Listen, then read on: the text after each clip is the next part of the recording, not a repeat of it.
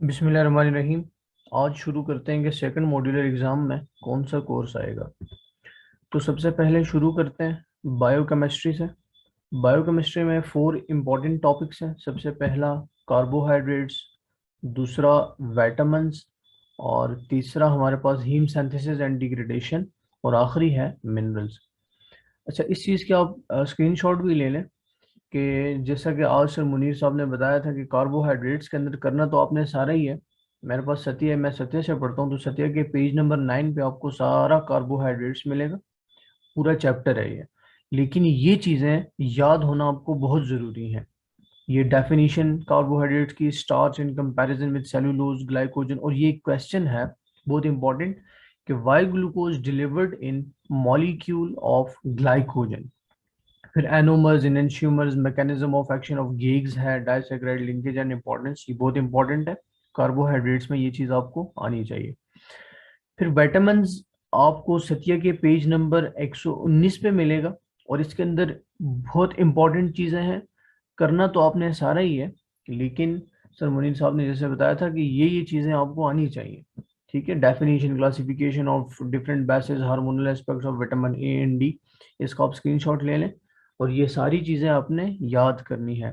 और इसके अंदर ये बहुत इंपॉर्टेंट, ये जो बेरी बेरी की टाइप्स हैं, wet berry berry, dry berry berry, ठीक है। और फिर B5 पे, विटामिन B5 पे MCQs, और एसिटाइल कोएंजाइम एंड पेंटोथीनेट, ठीक है, ये सारी चीज़ें करनी है। और ये जो फोलेट ट्रेप है एंड विटामिन B12 की इंपॉर्टेंस, ये बहुत ज़्यादा इंपॉर्टेंट है। फिर नेक्स्ट जो हीम सिंथेसिस एंड डिग्रेडेशन है, ये सत्या के पेज नंबर 196 पे आपको मिलेगा। ठीक है, और इसके अंदर भी ये सारी चीज़ें बहुत इंपॉर्टेंट है, खास करके टाइप्स ऑफ जॉन्डिस हो गई, जेनेटिक सिंड्रोम ऑफ जॉन्डिस है। और इसमें बहुत इंपॉर्टेंट HbA1c जो ब्लड टाइप है, ये बहुत इंपॉर्टेंट आनी चाहिए। फिर मिनरल्स पे चले जाएं, सत्या जो बुक है उसका पेज नंबर 406 पे आपको मिनरल्स सारे मिलेंगे। और ये आपको लाजमी आनी चाहिए, जो मिनरल्स से नीचे मिनरल आयरन लेवल, और iron absorption, iron deficiency, anaemia वगैरह जितनी चीज़ें हैं आपको आनी चाहिए। अब डिस्कस करते हैं प्रैक्टिकल्स बायोकेम के जो हैं, ऑस्पी में जो पूछे जाते हैं, उसमें क्या क्या होगा।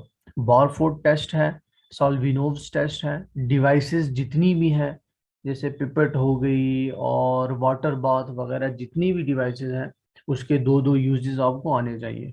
और आयोडाइड टेस्ट है, और इसके अलावा एक और टेस्ट है, अभी मेरे जहन में नहीं था लिखना, और कमेंट सेक्शन में आप मुझसे पूछ लेना, मैं पूछ के बता दूंगा आपको। लेकिन ये 4 हैं, और एक और टेस्ट है जो इस मॉड्यूलर एग्जाम में आएंगे। इसके बाद फिजियो का तो बहुत इजी है जी। फिजियो का जो कोर्स है सारा ब्लड है। तो फिजियो की गाइटन एंड हॉल आप किताब खोलें, उसके अंदर ये जो 5 चैप्टर हैं, 34, 33, 35, 36 और 37, ये सारे ब्लड से रिलेटेड है। 33 chapter red blood cells, anaemia and polycythaemia. 34 resistance of the body to infection. 35 resistance of the body to infection, immunity and allergy.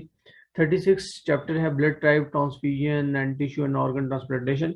और आखिरी चैप्टर है हीमोस्टैसिस एंड ब्लड कोगुलेशन, इसका आप स्क्रीनशॉट भी ले लें। अच्छा, बहुत इंपॉर्टेंट फिजियो के प्रैक्टिकल्स हैं। सबसे पहला है एरिथ्रोसाइट सेडिमेंटेशन एट ESR है।